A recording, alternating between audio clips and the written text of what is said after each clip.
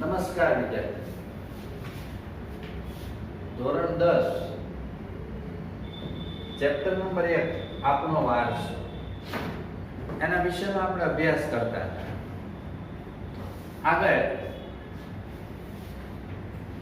સંસ્કૃતિનો અર્થ અલગ અલગ રીતે એને સમજાવવાનો પ્રયાસ કર્યો છે. સંસ્કૃતિ એટલે જીવન જીવવાની રીત, આનો પહેલો અર્થ. અને બીજી બાબત એટલે સંસ્કૃતિ એટલે માનવ મનનું ખેડાણ અથવા તો માનવીની ગુફાથી ઘર સુધીની વિકાસ. ફરીવાર, સંસ્કૃતિ એટલે જીવન જીવવાની રીત અથવા સંસ્કૃતિ એટલે માનવ મનનું ખેડાણ. આગળ ભારતીય સંસ્કૃતિનો વારસો. વારસો કોને કહેવાય એના વિશે સમજો કે વારસો એટલે આપણને આપણા પૂર્વજો તરફથી મળેલી એક અમૂલ્ય ભેટ. વારસો એટલે આપણને આપણા પૂર્વજો તરફથી મળેલી એક અમૂલ્ય ભેટ, તો એને આપણે વારસો કહીએ છીએ. જો વારસાના મુખ્યત્વે બે પ્રકારો છે, એક તો પ્રાકૃતિક વારસો અને બીજો સાંસ્કૃતિક વારસો. પ્રાકૃતિક વારસાના ઘણા બધા પેટા પ્રકારો આપ્યા છે. સાંસ્કૃતિક વારસાના કોઈ પેટા પ્રકારો આપવામાં આવ્યા નથી. પણ સૌથી પહેલા એના પહેલા પ્રકાર વિશે આપણે અભ્યાસ કરીએ કે ભારતનો પ્રાકૃતિક વારસો અથવા તો ભારતનો કુદરતી વારસો. પ્રકૃતિ, પર્યાવરણ અને માનવ જીવનની વચ્ચેના નિકટતમ સંબંધોનું પરિણામ એટલે પ્રાકૃતિક વારસો અથવા તો કુદરતી વારસો. ફરીવાર, પ્રકૃતિ, પર્યાવરણ અને માનવ જીવનની વચ્ચેના નિકટતમ સંબંધોનું પરિણામ એટલે પ્રાકૃતિક વારસો. અને પ્રાકૃતિક વારસાને આપણે કુદરતી વારસા તરીકે પણ ઓળખીએ છીએ. પ્રાકૃતિક વારસો એ કુદરતની ભેટ છે. જો યાદ રાખજો, પ્રાકૃતિક વારસાનું સર્જન માનવીએ નથી કર્યું. એટલે પ્રાકૃતિક વારસો એ કુદરતની ભેટ છે. હવે એક માર્કમાં તમને સવાલ પૂછે પ્રાકૃતિક વારસામાં શેનો સમાવેશ થાય છે, તો આ બધી વિગતો આપણે લખવાની. પ્રાકૃતિક વારસામાં પર્વતો, નદીઓ, ઝરણા, સાગરો, વિશાળ મેદાનો, રણ, વનસ્પતિ, જીવજંતુઓ, પશુ પક્ષી, પ્રાણી વગેરેનો સમાવેશ થાય છે. પ્રાકૃતિક વારસામાં પર્વતો, નદીઓ, ઝરણા, સાગર, વિશાળ મેદાનો, રણ, વનસ્પતિ, જીવજંતુ, પશુ પક્ષી, પ્રાણી વગેરેનો સમાવેશ થાય છે. પ્રકૃતિ સાથેનો આપણો વ્યવહાર શ્રદ્ધાપૂર્વક હોવાના ઉદાહરણો પંચતંત્રની વાર્તાઓ અને બૌદ્ધ ધર્મની જાતક કથાઓમાં જોવા મળે છે. પરીક્ષામાં સવાલ પૂછાય કે પ્રકૃતિ સાથેનો આપણો વ્યવહાર શ્રદ્ધાપૂર્વક હોવાના ઉદાહરણો આપણને ક્યાંથી મળે છે, તો જવાબ આવશે પંચતંત્રની વાર્તાઓ અને બૌદ્ધ ધર્મની જાતક કથાઓમાં જોવા મળે છે. આપણા ગીતો, તહેવારો, કવિતાઓમાં પ્રકૃતિ અને ઋતુ ચક્રનું નિરૂપણ જોવા મળે છે. આપણા ગીતો, તહેવારો, કવિતાઓમાં પ્રકૃતિ અને ઋતુ ચક્રનું નિરૂપણ જોવા મળે છે. નિસર્ગોપચાર જે કુદરતી વનસ્પતિઓ આધારિત છે. નિસર્ગોપચાર, આયુર્વેદિક, યુનાની જેવી ચિકિત્સા પદ્ધતિ પણ પ્રકૃતિ પર આધારિત છે.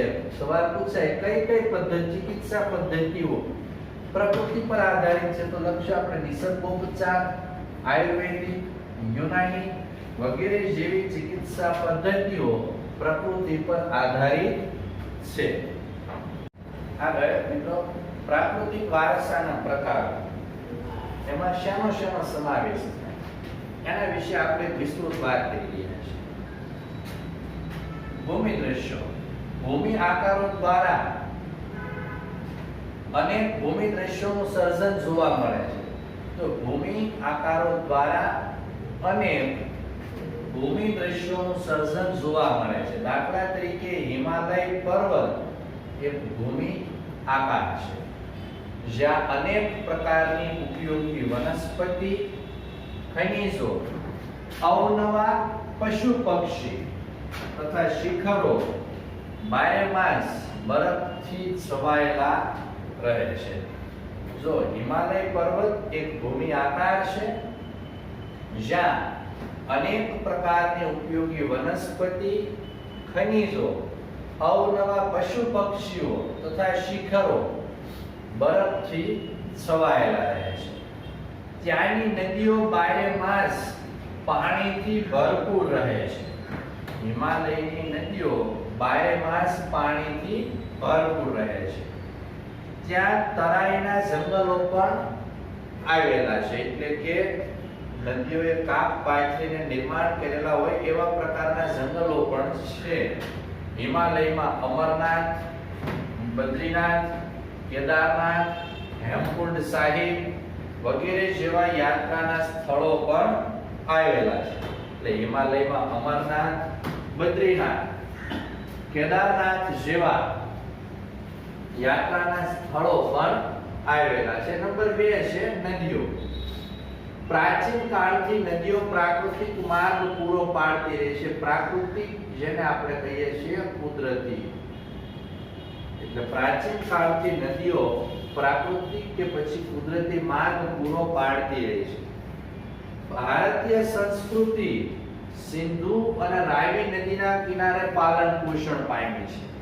સવાલ પૂછે કે ભારતીય સંસ્કૃતિ કઈ નદીને કિનારે પાલન પોષણ પામી, તો આપણે જવાબ લખશું સિંધુ અને રાવી નદીના કિનારે પાલન પોષણ પામી છે.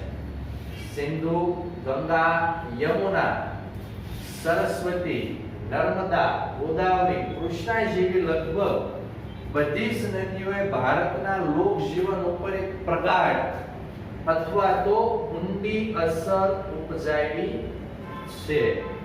સિંધુ, ગંગા, યમુના, સરસ્વતી, નર્મદા, ગોદાવરી, કૃષ્ણા, કાવેરી આવી લગભગ બધી જ નદીઓએ ભારતના લોક જીવન ઉપર એક પ્રગાઢ કે પછી ઊંડી અસરો ઉપજાવી છે.